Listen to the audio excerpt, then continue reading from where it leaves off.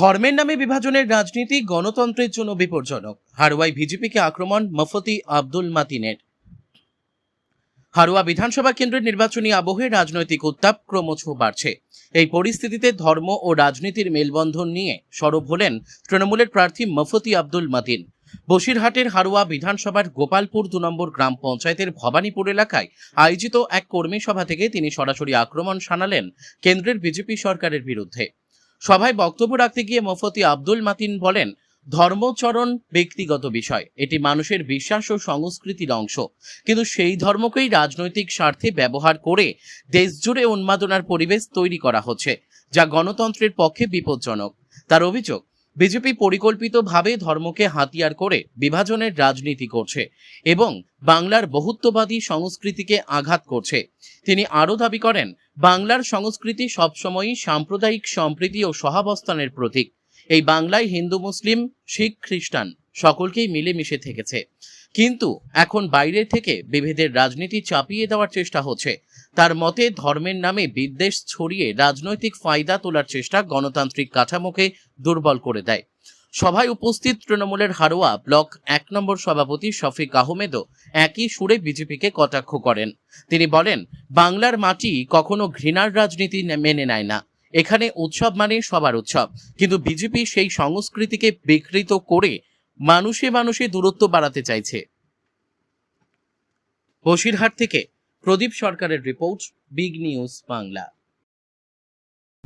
মানুষ ভোট দেবে এই কারণের জন্য যে বাংলার আমরা যে আবহাওয়ার মধ্যে দিয়ে আমরা বেড়ে উঠেছি, আমরা এখানে হিন্দু, মুসলমান, শিখ, খ্রিস্টান, জৈন, বৌদ্ধ আমরা সবাই যখন পড়াশুনো করেছি তখন একসঙ্গে সবাই পড়াশুনো করেছি, এক জায়গায় বসে খেলাধুলো করেছি, একসঙ্গে একটা ফ্যামিলি থেকে আরেকটা ফ্যামিলিতে আমরা গিয়ে সেখানে খাওয়া দাওয়া, সেখানে গল্প গুজব করা, সব কিছু করেছি। আজকে যেন কোথাও মনে হচ্ছে যে আমরা বোধহয় মানুষের জায়গায় আর নেই। আমরা কেউ মুসলমান হয়ে গেছি, কেউ হিন্দু হয়ে গেছি, কেউ শিখ হয়েছি, কেউ খ্রিস্টান হয়েছে, এরকম ভাগাভাগির মধ্যে আসছে। ভারতবর্ষের সংবিধান এবং ভারতবর্ষের রাজনৈতিক প্রেক্ষাপটটা এই কথা বলে না। বহুত্ববাদের ভারতবর্ষ, এখানে নানান মতভেদ থাকবে, নানান ধর্ম থাকবে, নানান ভাষাভাষীর মানুষ থাকবে। বিশ্বের মধ্যে একমাত্র গণতান্ত্রিক দেশ হিসেবে ভারতবর্ষে বিশ্বের মধ্যে অন্যতম।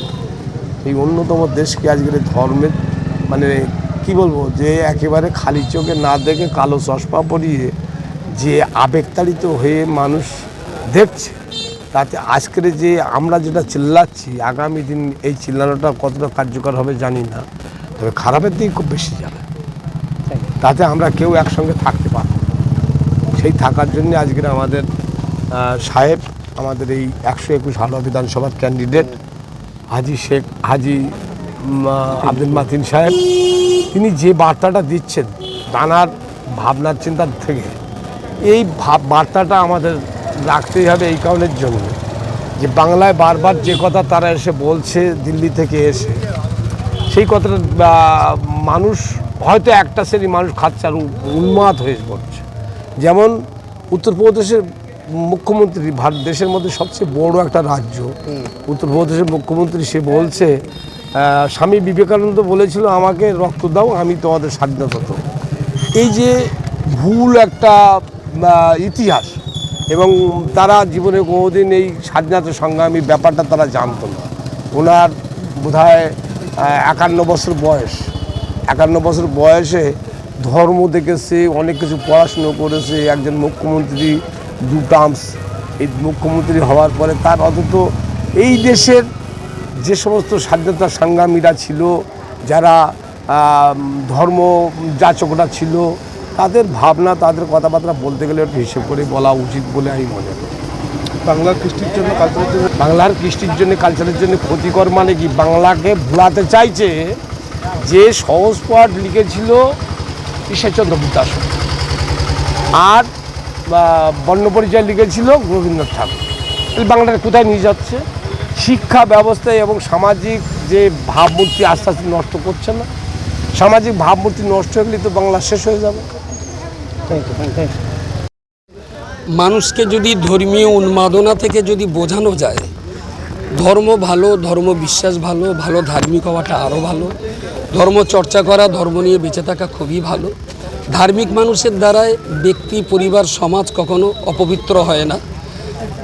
ধার্মিক ব্যক্তির কারণে একটা দেশ কখনো ক্ষতিগ্রস্ত হয় না, কিন্তু ধর্মীয় উন্মাদনার কারণে ব্যক্তি, পরিবার, সমাজ থেকে রাষ্ট্র পর্যন্ত ভয়ঙ্কর ক্ষতিগ্রস্ত হতে পারে।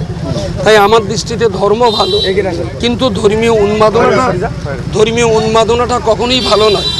আমরা যেটা ভয় খাচ্ছি বারবার, যে ধর্মের কারণে ভারত কখনো ক্ষতিগ্রস্ত হয়নি ইতিহাসে, কিন্তু ধর্মীয় উন্মাদনার কারণে সে যে কোনো ধর্মীয় বলুন না কেন, সেটা ইসলাম ধর্ম বলতে পারেন, হিন্দু ধর্ম বলতে পারেন, খ্রিস্ট ধর্ম বলতে পারেন, প্রত্যেকটা ধর্ম নিজ নিজ জায়গায় অত্যন্ত পবিত্র, এবং ধর্ম যারা পালন করেন, ধর্ম অনুযায়ী জীবন ধারণ করেন, ভালো ধার্মিক যারা হন, তাদের জীবন ধারণ অত্যন্ত ভালো। কোনো ধর্ম মানুষকে চুরি করতে বলে না, কোনো ধর্মে মানুষকে খুন খারাপি করতে বলে না, কোনো ধর্ম মানুষের অধিকার হরণ করতে বলে না। সব ধর্মই মানুষকে মানুষের চোখে দেখার জন্যে, মানুষের সেবা করার কথাই বলে। কিন্তু আমরা বারবার পৃথিবীতে দেখে এসেছি ধর্মীয় উন্মাদনাই ধর্মের সাইনবোর্ডে মানুষ খুন করতে বলে। ধর্মীয় উন্মাদনার কারণেই মানুষ মানুষের শত্রু হয়, মানুষ মানুষের সাথে সম্পর্ক বন্ধ হয়। আমরা চাইব মানুষকে প্রকৃত অর্থে ধার্মিক হতে, তারা ধর্ম পড়াশুনো করুন, ধর্ম বুঝুন এবং ধর্ম নিয়ে জীবনযাপন করুন। তবে ধর্মীয় আবেগ থেকে, ধর্মীয় উন্মাদনা থেকে সবাইকে শান্ত মাথায় থাকতে হবে, তাহলেই আমরা এই বিরাট পরাশক্তির মোকাবেলায় লড়াই করতে পারব।